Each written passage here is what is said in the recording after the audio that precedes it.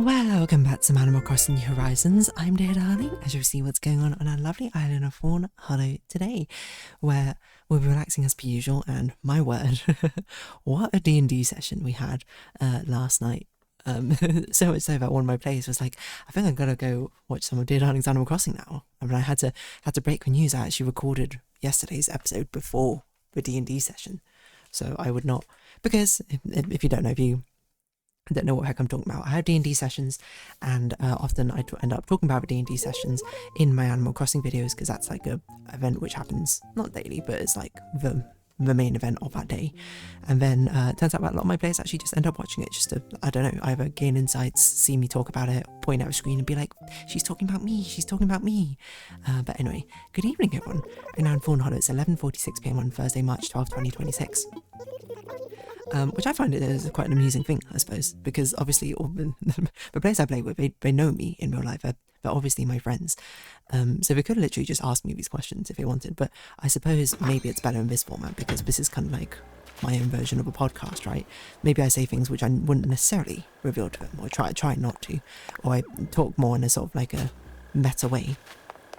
Because I often talk about like my thought process behind things rather than the actual content itself, because it's hard to explain the content, but it is a lot easier to explain my thought process behind things. So yeah, we had a pretty interesting session. It wasn't meant to be that, like, because 100% real. The interesting session was meant to be the session before that, where they were meant to get a grand lore reveal. As I predicted, actually, in yesterday's Animal Crossing episode, like, they spent a little bit of time just being like, oh, that's strange, and then they did not speak about it again. And I was like, that's about expected with this group. That's totally fair. But it really is so amusing comparing the two campaigns, when each one of them gets, like, literally, like, world. In my view, they're both like pretty equal, like world changing sort of information. One of the group goes like, whoa, what do we do about this? This changes every single one of our plans. We now need to rethink things. And the other group goes, huh. Says, well, what are we going to do about it, I guess? Sort of, c'est la vie. Anyway, so that was my peek behind the DM curtain. My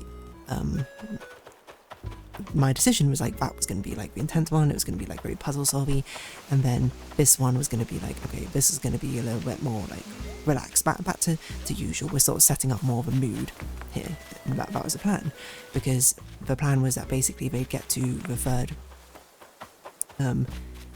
the midpoint city in this third region, and it's meant to be more effective on the mood, because the first like sort of pit stop cities where we're like, yeah, well, of course we'll help you on the pilgrimage, that's awesome, we'll do our best.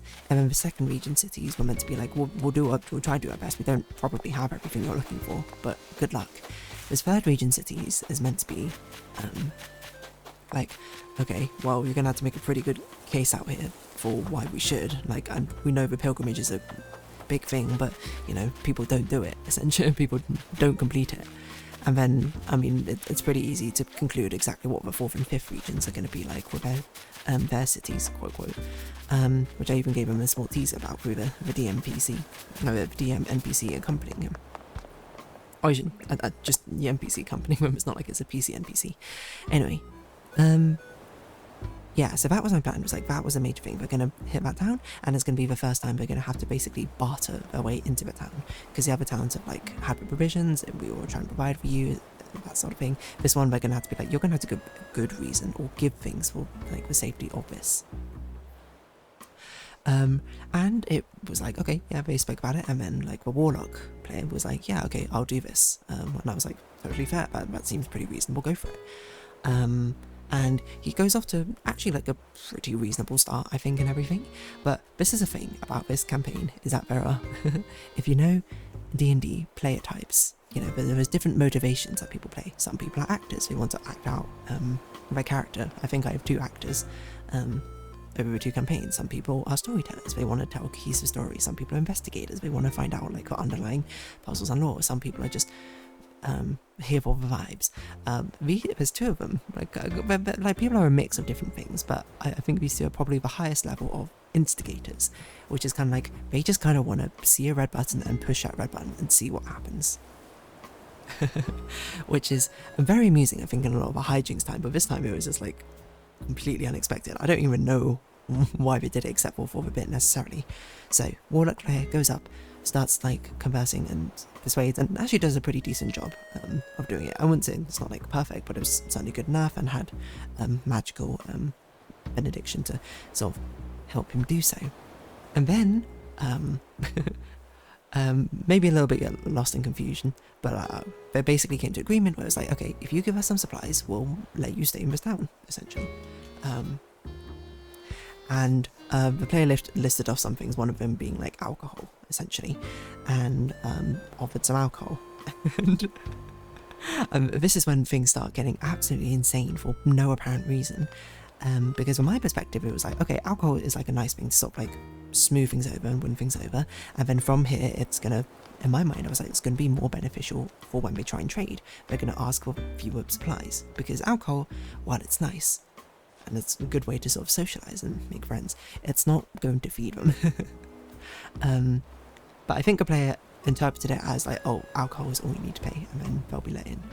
But fair enough, like that's something which can easily become clarified just through conversation and character. But then the other instigator, the fighter character, goes up and for whatever reason decides, you know what, we're going to pretend that we're nobles and he's like an earl from Vodka Land or something.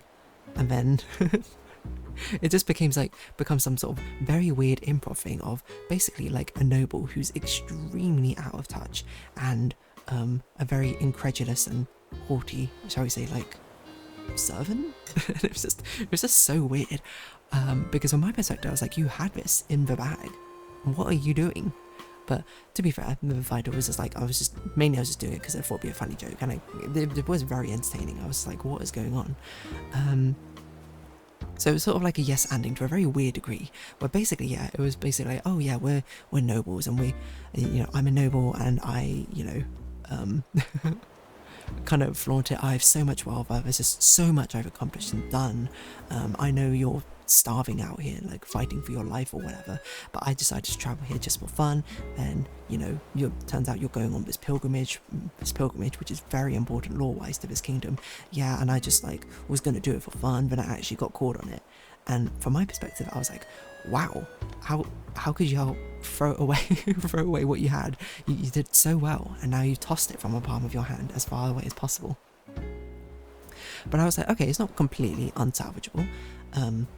They just have to, you know, I guess from my perspective, I was like, I don't know, like basically retract on whatever the heck they're doing here. But instead I kind of like double down, and then they actually get quite annoyed at the NPCs, and I'm like, I mean, that's fair, like in character and all that, but I'm like, these NPCs are just acting in character. They're just like, okay, you know, we'll sort of strike up a trade deal, and then the trade deal goes like, oh no, sorry, look at all this money I dropped, oh, woe is me, sort of thing, like, oh, I guess your life must be tough out here anyway. So obviously, these NPCs are like, get a load of these like rich, like out of touch snobs, essentially, and then start being a bit more like, they weren't openly hostile, is how I would describe it. I would just say they were just kind of like getting annoyed and being like, all right, yeah, we don't want to serve these like weird capitalist jerks or something. We're a village trying to survive. We're not here to sort of sate your own pleasures or whatever. But then I was like, okay, you can still kind of crawl it back. And I was like, okay, well, there needs to be consequences of your action. So it's like, okay, you can come in, you can't.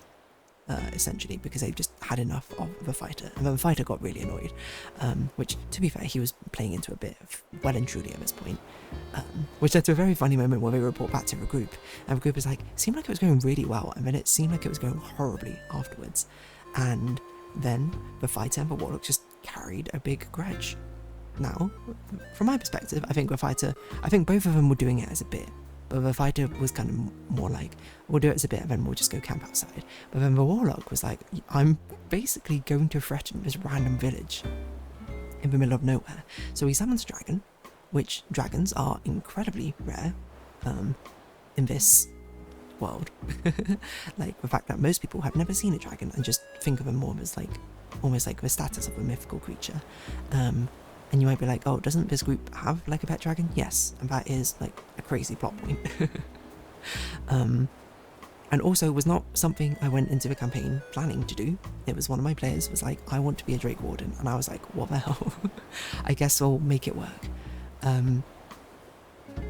But it did come with caveats that like dragons are very, very unusual. You are going to attract a lot of attention if you just bring a dragon everywhere, which I do. Anyway, they summoned a massive dragon with the obvious clear intention to be intimidating and threatening. In his own words, it's more about the implication, but the fact that he could raise that entire village to the ground if he wanted to. But he wasn't going to, and I'm like, well, that doesn't matter to them because all they see is basically a huge dragon. They basically see someone trying to get into a town. They said no. They came back with like a tank or something, pointed to a tank at the village and was like, well, it's fine, I'm not going to shoot them. But it's just the idea that I could shoot them. I do have a military like round in here or something, artillery round in here. So I'm like, well, okay, obviously, I mean, like, mess around with actions, you're going to get consequences. So they summon up their small, meager guards, which was, I think it was about like 8 of them or something. They take their longbow, and then they longbows, and they just, as the dragon gets closer, they just fire at the dragon. Which, to be fair, this was a random roll. I basically rolled behind the scenes to be like, how annoyed are they going to be at the situation? How threatened do they feel? And then I was like, okay, I rolled and I thought about it and I was like, yes, this kingdom would attack. Like, they are stalwart defenders, like, and warriors, essentially. It's a martial kingdom. Of course it would, you know, other kingdoms maybe they'd be willing to let it slide or ignore it, but these ones, I mean, despite the fact they're not as strong as Venturers, they're still kind of soldiers. A lot of them, like, people have battle training. So they attacked, and then the order players like takes it personally, and then destroys their town gate essentially. It's not particularly relevant, but this village is a village which is mostly underground. So basically, their only defense against the monsters in wilderness, which are plentiful in this region. And then of course they continue attacking him, and then he's like, "All right, I've done my bit." He just goes back to the group, and the entire group is like, "What are you doing?" Which I think is very justified, because they're like, why would you do that? They're literally just random people. They're just villagers. Like, like arguably they were just a bit rude. After you were warned, to be fair, also they were warned that they were going to be pretty rude and standoffish. So yeah, a gross display and misuse, I suppose, of heroic quote power that they have. And there's another thing, is that this warlock's patron is basically kind of the dragon daughter from before, because this warlock used to be that Drake Warden Ranger, then wanted to change her class. So I was like, oh my god, how am I going to make this work? Okay, what make it work? The dragon is now going to be your patron and not exist kind of on this plane anymore. But this dragon is going to be very good at mind. Because I won't say too much more about the dragon, but the initial intention with it was going to be she was going to reflect behaviours that the party reflected, and it turns out that the party in general wanted to instill a lot of good behaviours in this dragon, like raising a child, and I was like, that's very sweet. So obviously now as a patron, this dragon is very, very good aligned and wants to do good. And you know, the father, the warlock, promised her, being like, yeah, I'm gonna do good with the powers, yeah, we're gonna make the world a better place. And she obviously knows what's going on because she's a patron, or getting decently powerful as a patron now. I'm just kind of like, what are you doing? Why would you do that? You know, I'm not angry, I'm just disappointed. Like, this isn't what I wanted. And then he gets overcome with guilt, and then goes like, alright, I'm gonna go back and right this wrong. And I'm sort of just sitting here being like, well, there's no way this village is gonna accept, just like, you attacked them not but like 5 minutes ago. They're not gonna allow you back in to be like, alright, I'm gonna try and do what's right and fix this. So then I was like, obviously in my head, if you go in there, like obviously not retaliating, you are going to die. So obviously I don't want that, so I'm like, okay, how can I sort of like stand in my way a little bit, give like an interesting sort of roleplay or discussion. So there's like another guard, which is like a scout, like someone young who's like, she's quite scared about this sort of thing, and then he has a conversation, explains what he's going to do, and then she's basically like, no, you don't get to do that, like if you go in there you're going to die. And then he's like, no, but I'm going to do it anyway, and you can do whatever you want to do if you need to. And I was like, okay, roleplay moment. Or roleplay as this guard and being like, you don't get to do that. You don't get to just walk up. You don't get to attack us, threaten our lives, ruin everything, put people in danger, and come back and then cleanse yourself of your guilt by doing supposedly a good action. You don't get that, you know. Very much sort of channeling, like, you don't get your redemption. You don't get to choose if you get forgiven or not. The people you transgressed decide that, and we've decided no, we don't want that. Sometimes you just have to live with your actions, which is kind of the thing I was trying to get across. And then I later found out from his perspective, he was like, oh, this is kind of like a movie, you know, I'm going to do this anyway, and it's going to be like an epic moment. Obviously, I was not on the same page as that, because I'm like, they're not going to allow that, then that's not going to fly. You had plenty of time to not do this, and you did it anyway. To be fair, I also was like, I thought he wanted to basically destroy this whole village. So there was even moments where I was just like, well, I mean, they are just literally random village guards. You probably could just take them out with one, like, breath of the dragon breath. But yeah, so I was like role-playing and being like, as this guy, like, my family's in there, my little brother, my parents. You don't get to go in there and just try and fix everything, just for your own sake, you know. And then he's like, well, I'm going to do it anyway. And it was maybe the first time I had to. Maybe I've done it before, I don't know, in a campaign, where I had to speak as a DM to a player and be like, you can do this if you want to, if you truly believe your character's going to do this. I'm going to tell you, if you do this, your character is going to die. There's no question about it. This guard, like, is obviously cutting you some leniency. I, as a DM, am cutting you some leniency. This is your last chance. If you do this, you will die. Because the other guards will not be so forgiving. So then he stops and then he chats with his patron, being like, what should I do? And obviously the patron's like, don't just throw your life away. The best thing you can do to right your wrong is to do better next time, you know? Because to me, it was like, it's meant to be a teaching moment. It's meant to be like, sometimes you do bad things, sometimes you make a mistake, and no, you don't get to decide if you are redeemed for that action or not, or if you can be forgiven. Sometimes you just have to live with that guilt. And the only thing you can do is to try and do better for others in the future, you know? If you wrong someone, you can't make them like you again. Because they might never like you again, they might never forgive you, and that's not your choice, you're the one who did the wrong thing. So that was like, you ain't gotta cut me some slack, I'm improvising this entire teachable moment here because I fully did not expect this. And obviously he did not see eye to eye, we had a discussion about it later as a player. Obviously no harm, no foul. But I was just like, what on earth is going on? And we had a discussion as a group, and every other player thought the warlock was sending his own character into his own death. And some of them were also like, we thought you, dear darling, had planned something else, because, to be fair, when he turned into a warlock, it was something I planned. That he would die, essentially, and be brought back as a warlock. So they were like, this is like another thing which is happening, there's some like lore thing which is being planned. And I would like to reiterate, no, it wasn't. This was not how it was meant to go down in the slightest. I have no idea what was going on. I think it led to a pretty good roleplay moment.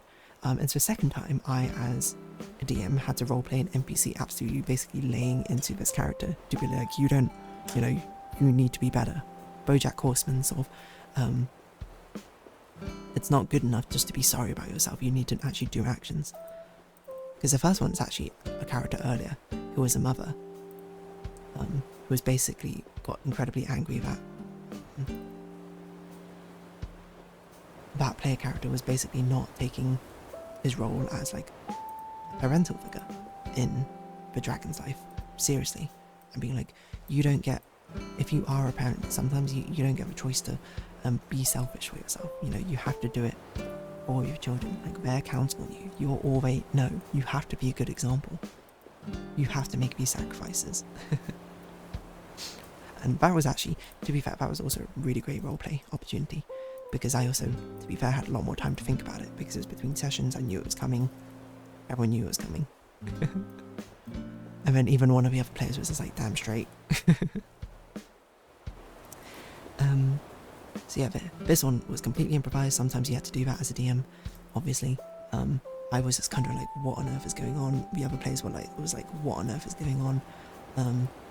The actual player who was doing it was probably just doing it for a bit, but bits have consequences. So, I mean, I have nothing wrong with my players doing a bit, of course. They can do things, comedically. I'm going to play this is not that comedic campaign. Like, the way I described it is that these campaigns are meant to have the same tone as Guardian of the Galaxies, which I think is one of the most apt things. Like, it has a somewhat semi-serious undertone, but it's more like its day-to-day interactions can be silly, can be funny. But if you do a serious action, it's going to have a serious consequence. And I, as a DM perspective, fully thought this character was trying to go on an evil, was going to let their emotions get the better of him and go on like an evil, like, character arc or something. And I was like, fine, I fully embrace that, I suppose. It's going to probably cause some dissonance, and I'd probably have to talk with a group of being like, how are we going to proceed, because I want good characters, essentially. And if it ends up breaking up a group, I'm going to be like, okay, well, I'm choosing to continue the story of the good characters, not the evil characters, because that's what I set out, and that's what I described, and what I wanted from a campaign. So yeah, it was very, very strange. I have no idea what this character's going to feel like going forward. To be fair, he rolled it pretty well with the camping, but he felt pretty empty about the entire thing. But I also think it's sort of like a, well, you've got to learn, essentially. You can't just do that. You have a lot of power, and you can't just use it irresponsibly. Will the character learn it going forward? I hope so, because I think it would make a nice sort of, like, character arc moment, but we'll see. Anyway, I'm going to round this episode off here. What a crazy story, huh? So, if you have been watching, thank you very much. It's been Animal Crossing New Horizons. I've been Dear Darling. Likes, comments, subscription, shares, greatly appreciated. Socials, Discord down below. Hope to see each other again, but for now, it's our farewell. So until next time, bye-bye for now.